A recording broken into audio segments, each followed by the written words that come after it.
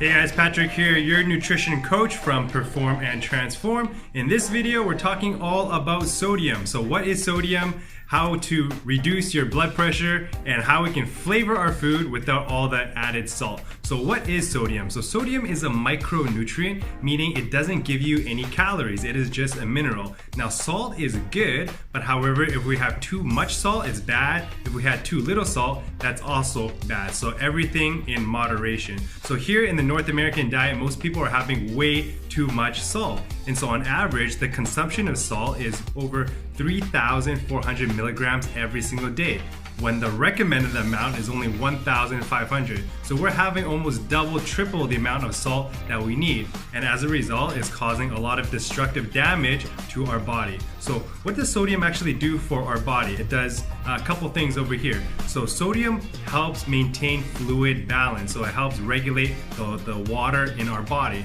But when we have too much sodium, this causes high blood pressure. So how does this work? So imagine you blew up a balloon and you blew it up this big, and then you let go of the tip and you have all the air coming out, okay? Now imagine you blow up the same balloon, but instead of filling it up all the way, you just fill it halfway, okay? The air that's gonna be coming out is a lot less. So same thing in our arteries and veins. When we have increased salt, what it does, it increases our water retention, and therefore it increases our blood volume. So when we have more blood volume going through the same arteries and veins, you have extra pressure. Just like if you blow up a balloon all the way and you let go of the tip, there's extra air coming out. So same thing.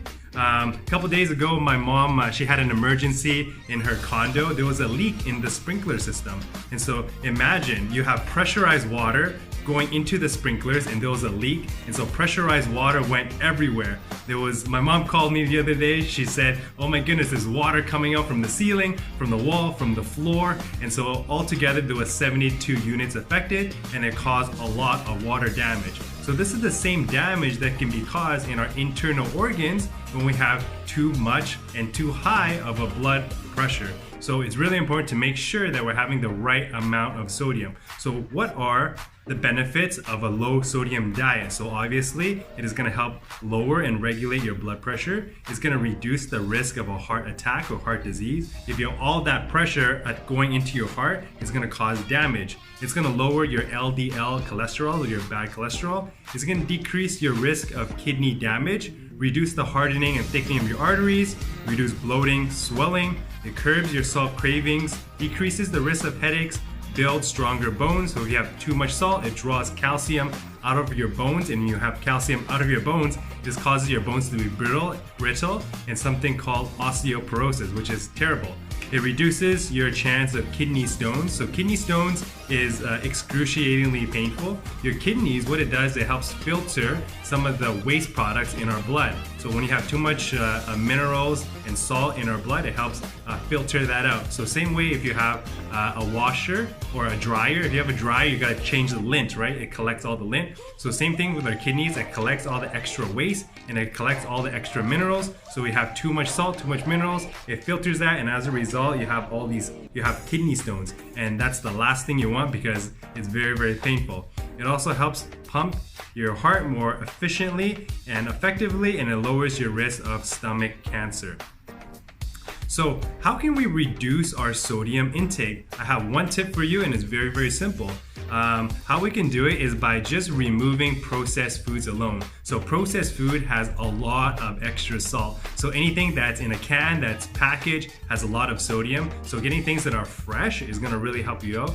If you go to a grocery market, usually the things that are fresh are on the perimeter. Everything that's processed is in the middle. So for example, your produce, your fruits and vegetables, that's in the perimeter. Your milk, your dairy product, that's in the perimeter. Your poultry, your meats, that's in the perimeter. All of these are fresh. There's not a lot of added salt. But as soon as you go in the middle of the supermarket, like Superstore or Costco, Walmart, you have all of these processed foods, cans, bags, everything. So try to have things that are more fresh, and that way it's gonna help reduce your sodium intake.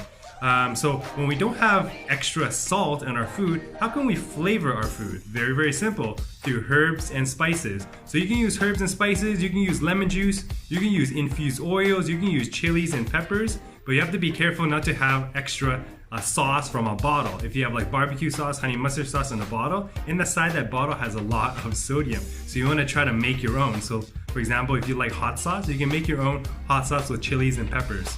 Some of the most common herbs and spices are over here. So you have allspice, you have basil, you have cardamom, cayenne pepper, cilantro, chives, olives, cumin, dill, garlic, mint, nutmeg, oregano, parsley, rosemary, saffron, sage, tarragon, thyme, and turmeric. And all of these are great for flavoring your food. And right now in Vancouver, British Columbia, it is spring heading into summer, and so you can actually grow a lot of these herbs and have it fresh in your garden. If you don't have that luxury, you can also get it in a powdered form. But all of these do not have a lot of sodium, so you can use these to flavor your food. So the challenge of the week I want to give you is over here. So level 1, replace a high sodium sauce with a new herb or spice that you've never tried before. Level 2 is replace high sodium sauce with 3 herbs and spices. And a level 3 challenge, nutrition challenge of the week, is actually tracking your sodium and having not more than 2,000 milligrams. If you have high blood pressure or hypertension, I would recommend you to track your sodium content so you know you're on the right track to lower your blood pressure. All right, so I hope all these tips help, and I'll see you in the next video. Thanks for allowing us to transform your life through fitness.